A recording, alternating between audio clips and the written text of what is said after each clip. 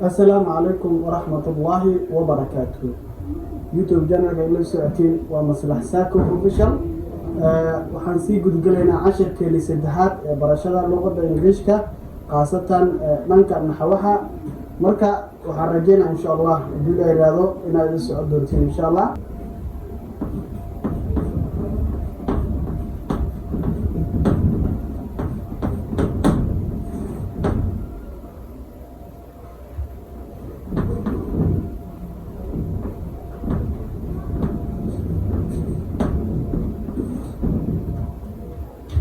Okay, 10 كانوا نقول سبسين هاي lesson 3 واي lesson 3 إن شاء الله وحنقول سيبنا إن شاء الله common noun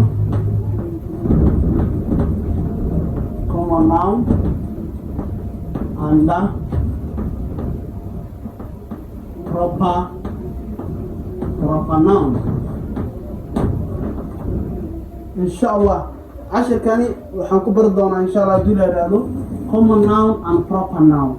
common noun محلو للجيدة and proper noun محلو للجيدة إن شاء الله دولا رادو وانكالقاد دونا متكستبا وحنسي بحي دونا تصارى الجملة دولا رادو إن شاء الله.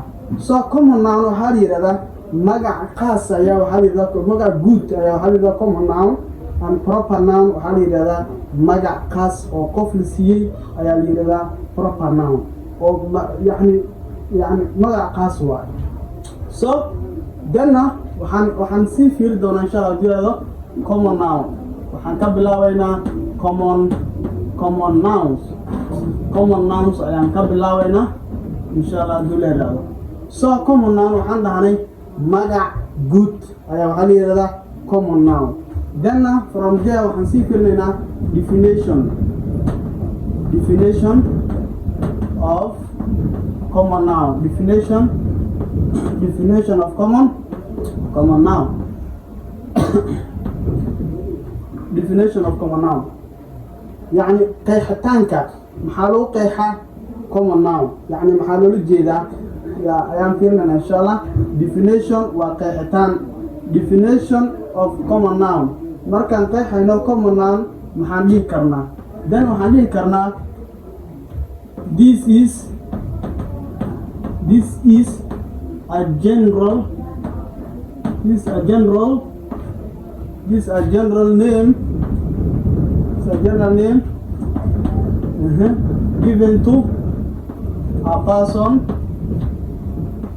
name given to a person, place,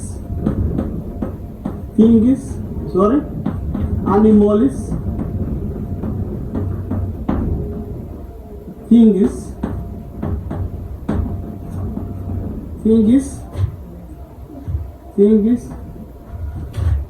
and ideas. definition of common noun this is a general name ومجا good name given to لسيي أما لوجا مجا يالي أما لسيي to a person قف a place God animals حيوان things أما animal لسيي animal حيوان things شيال and ideas يفكروا أيا حالي ريدا common noun أنتن أيا definition كذا. so common noun definition كذا وحنا is a noun given to a person or a general name. I mean this is a general name given to a person, place, animal, things or ideas. يعني مقع good word مقع good مركنا لنا هاي أو لسيء بيرلاني person قف place go animals حيوانه things شيء and ideas فكرة أيوة علي هذا a common noun مقع good. common noun عندنا مقع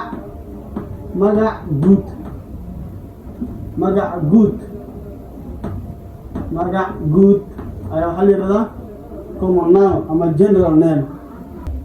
so note عارف أحبون إن الأوجاتو a common noun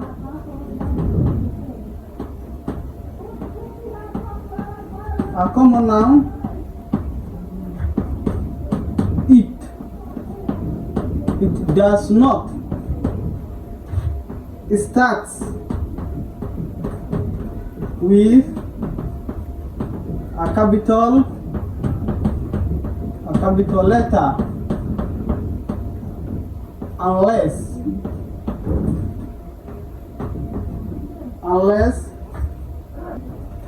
a common noun, it does not begin, let's say began with a capital letter unless it is starts in a sentence, in a sentences. So common noun يعني كما بلاوتو capital letter وحال يردا حرف وين حرفها وين حال يردا capital letter unless إلا it is in a sentences or it starts أما كما بلاوتو جملة. So that's a common noun. So markaan kala qaadno waxaan dhihi karnaa example of a common noun. Example of a common noun. Then we can say, yeah, we have person,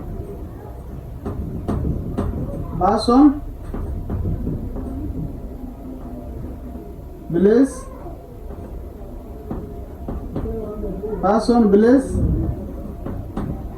animal, things,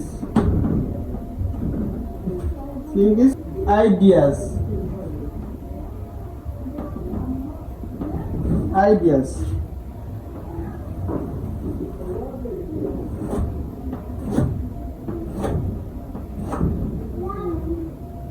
So person waxaa ka mid ah teacher, macallin ayaa ka mid ah. Place waxaa ka mid ah city. Animal waxaa ka mid ah wadok. Things waxaa ka mid ah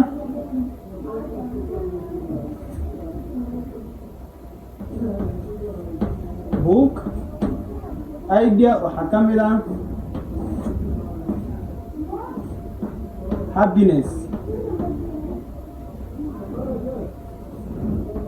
Love waxaa ka mid ah love. So these are what person waxaan ka soo qaadanay teacher, place waxaan ka soo qaadanay city, animal waxaan ka soo qaadanay wadok, and things waxaan ka soo qaadanay book, idea waxaan ka soo qaadanay love. Teacher waa macallin, city waa caasimad, wadok waa doonfar, book waa book, love waa jacayl. So these are common nouns because teacher markaan leenahay we did not say a specific teacher. Maana sheegin macallin qaasa. We did not say Ustad Hebel ama macallin Hebel maana dhihin. City caasimad ma sheegin. We did not say Muqdisho, Bardale, Baydhabo, Dinsor. We did not say it in.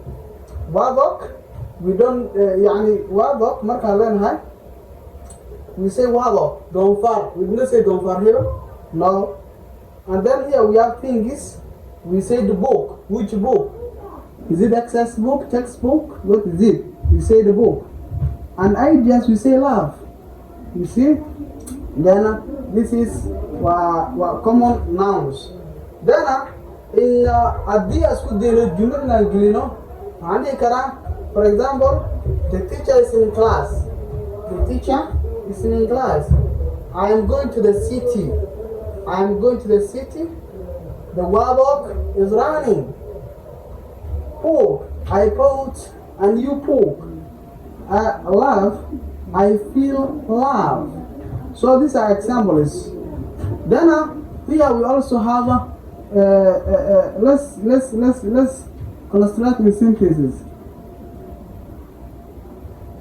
Then this is a common noun. Let's construct in a sentences.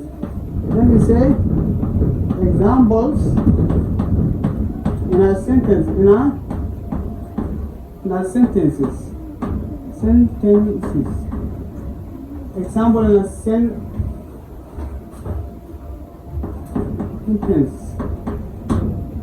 So example in a sentences. Jumlad markaan gelino. Then teacher You can say teacher. Alright? Then we say the teacher is in class. The teacher is in class. Macalinka fasalka ayuu ku jiraa. We don't know which teacher. Mathematics teacher, English teacher, physics teacher, which teacher is it? We don't know. Then we say city.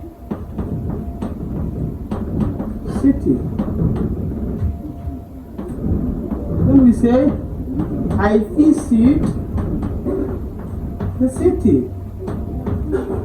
I visit the city. waxaan booqday caasimadii.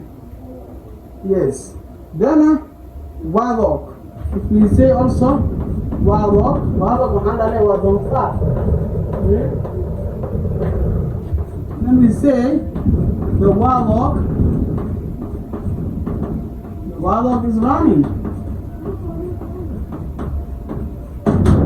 The wadok is running. يعني doonfaarkii wuu ordayaa. The wadok is running. And then here we say also book. We can say I bought a new book. waxaan soo iibsaday book cusub. So these are what? Examples in a sentences. Then if we also try for love, then love we can say I felt love. Yes, to her.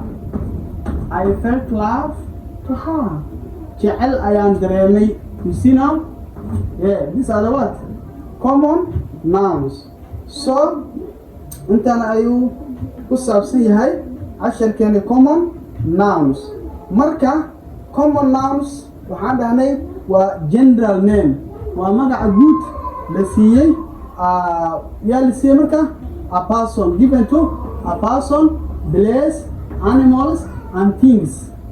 So common noun sidoo kaleetadana kama bilaabato capital letter.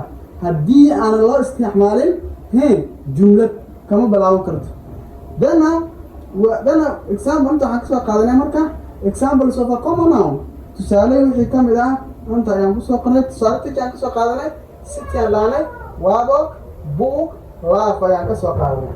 antana marka waxaan isticmaalay jumlad ayaan isticmaalay. ayadoo jumlad ku jirto ayaa meesha nooga qoran. marka waxaan rajeynayaa inaad fahmi doontiin hadduu ilaahay yidhaahdo. So I wish in casharkan insha Allah si fiican loo soo gaarin doono hadduu ilaahay yidhaahdo. So that was the end of our lesson. Have a nice day. Thank you very much.